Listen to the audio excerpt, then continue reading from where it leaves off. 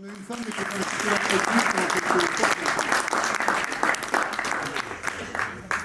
Bonsoir à toutes et tous. Alors moi, ça va être le contraire de Jamila. Ça va pas être des études, ça va être les pieds dans la gadoue, puisque j'ai une carrière d'abord d'entrepreneuse. Oui. Une carrière entrepreneuriale, on va dire, pendant plusieurs années. Et la problématique des femmes a toujours été importante chez nous. D'abord parce que quand on commence une entreprise à deux, c'est une entreprise familiale qui grossit au fur et à mesure. Et donc la porte de mon bureau a toujours été ouverte, plus précisément à toutes qu'à tous, parce qu'elle venait me raconter des choses. Et donc ça m'a très tôt ouvert à la problématique des femmes et du travail en entreprise. Et puis ensuite, dans ma vie professionnelle et personnelle, j'ai été appelée à d'autres fonctions, et notamment au MEDEF, où pendant plusieurs années, j'ai présidé un comité hommes-femmes, à l'époque où il y avait la loi Copé-Zimmermann. Donc on a été à l'origine de cette loi Copé-Zimmermann, dont je vous parlerai si ça vous intéresse tout à l'heure. Et puis c'est vrai que par la suite, nous avons, je ne l'ai pas fait toute seule, nous avons plusieurs femmes fondé une association qui s'appelle Force Femmes. On nous a déposé quelques petits documents que je vous ai amenés. Et pourquoi on a fait ça en fait? Parce que on a fait ça au premier Women's Forum, donc c'était en 2005. On s'est retrouvés à plusieurs femmes et on commençait à attraper un petit peu de bouteille, on commençait à avoir plus de 45 ans. Et on s'est rendu compte en parlant que pour l'administration, à 45 ans, on était senior. Et qu'il y avait le problème du chômage qui aussi commençait. Et puis on a bavardé un petit peu entre nous et on s'est dit, bah, tiens, on va faire une petite association pour les femmes qui s'appelle Force Femmes, qui va s'appeler Force Femmes, on aimait bien ce titre.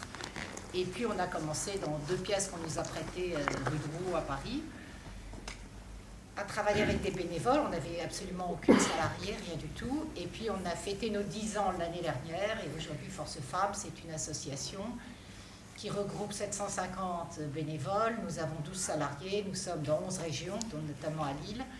Et je vais dire quelque part, malheureusement, on est là. Parce que dans un monde normal, on ne devrait pas exister. Mais aujourd'hui, on est là. On est très demandé. On reçoit à peu près 25% de nos femmes qui viennent de Pôle emploi, ce qui est assez anormal. Je vais juste vous raconter une petite anecdote. Il y a quelques temps, je me suis dit, parce que quand on est dans le monde associatif et qu'on sort du monde entrepreneurial, on change complètement de casquette. On devient des mendiants, entre guillemets. C'est-à-dire qu'il faut chercher des sous pour faire tourner une association. Une grosse association comme ça, il faut beaucoup d'argent. Nous, on a besoin à peu près d'1 million par an de budget pour faire tourner, puisque tout est gratuit. Les femmes viennent chez nous, elles ont des ateliers, je vous expliquerai comment elles sont formées. Tout est absolument gratuit. Donc je suis devenue une mendiante, mais une mendiante un peu active. Donc j'allais frapper aux portes un peu partout, au public et au privé, et je me suis vraiment rendu compte à ce moment-là que c'est vrai, il y a un vrai problème de stéréotypes aujourd'hui dans les entreprises, et que les femmes qu'on reçoit chez nous dans l'association sont des femmes qui en moyenne ont 52 ans, qui sont à peu près à 50% des familles monoparentales, ce qui est un vrai problème aujourd'hui dans notre société, et qui sont des femmes en doute, la plupart du temps en doute complet. Et c'est là où je rejoins complètement Jamila, c'est-à-dire que une femme n'ose pas vraiment. Vous savez ce qu'on dit souvent, et moi c'est une phrase de François Giroud que j'aime beaucoup donner, c'est qu'on dit que l'égalité homme-femme existera vraiment quand dans une grosse entreprise, il y aura une femme incompétente, on gardera un poste important. Donc à ce moment-là, il y aura l'égalité homme-femme.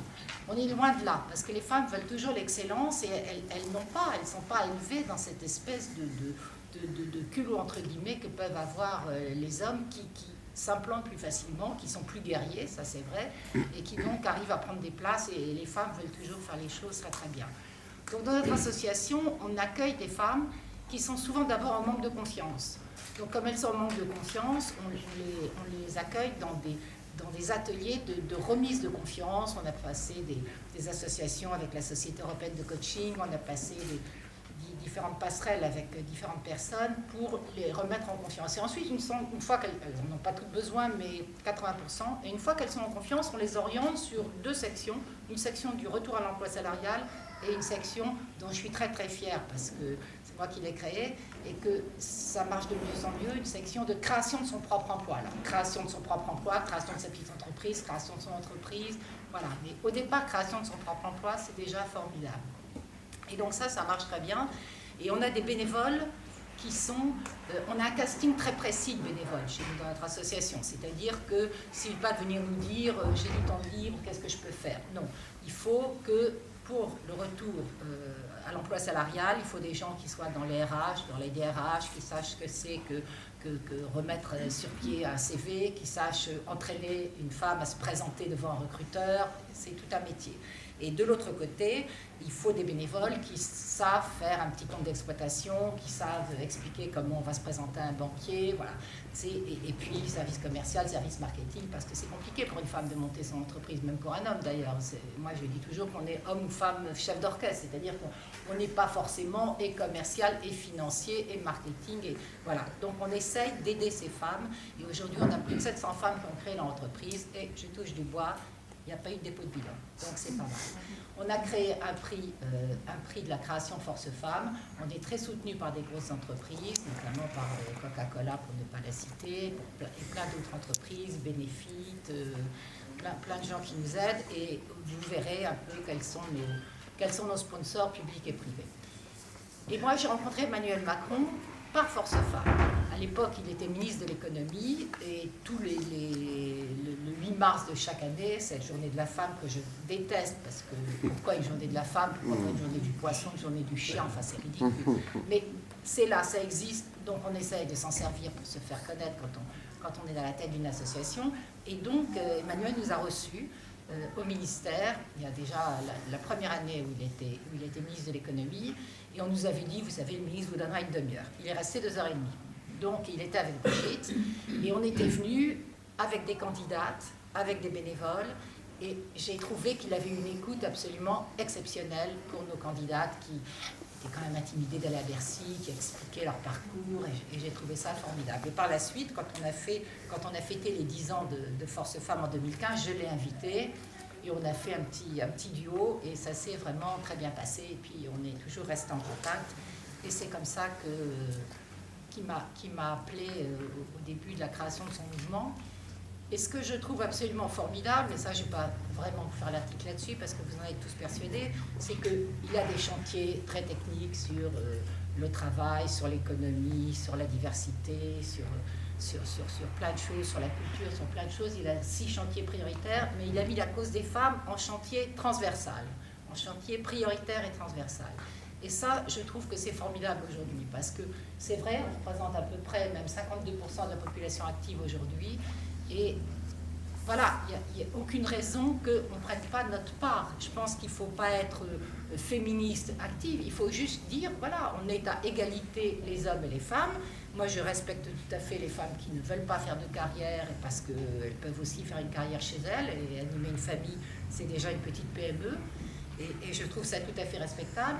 Mais il faut qu'aujourd'hui, on ait une société qui puisse donner la possibilité à des femmes de faire une carrière. Or, aujourd'hui, c'est très compliqué.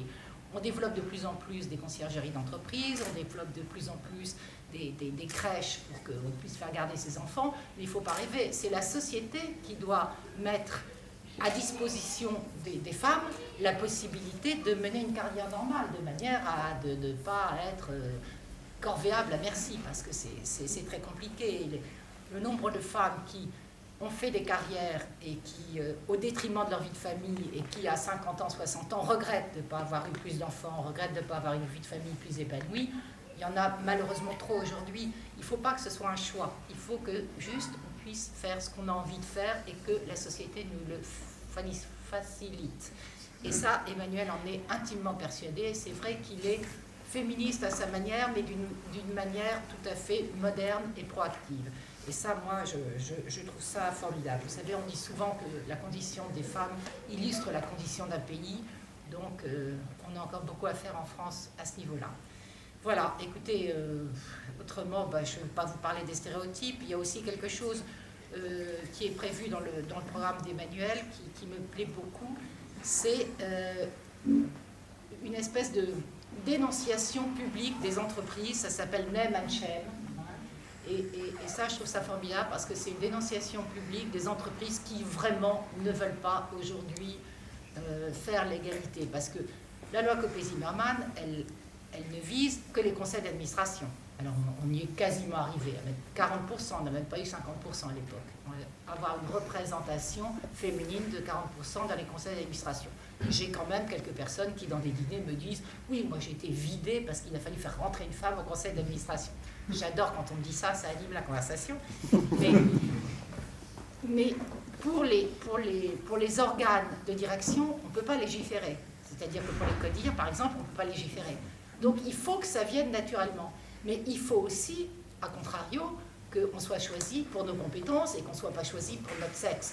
Donc il faut faire évoluer cette société. C'est vrai qu'elle évolue bien. Et quand tu parles de la Suède, moi à l'époque où j'étais au MEDEF et à l'époque où je présidais ce comité égalité hommes-femmes, je passais souvent au début de mes forums, je passais un petit film, qui était un film suédois, où on voyait 3 hommes, très virils, hein, vraiment pas 3 hommes, qui se promenaient avec un bébé qui portait là, qui poussait une poussette et qui discutaient entre eux, qui disaient « alors les couches, qu'est-ce que t'en penses? Et le lait, est-ce qu'ils le digèrent bien ?»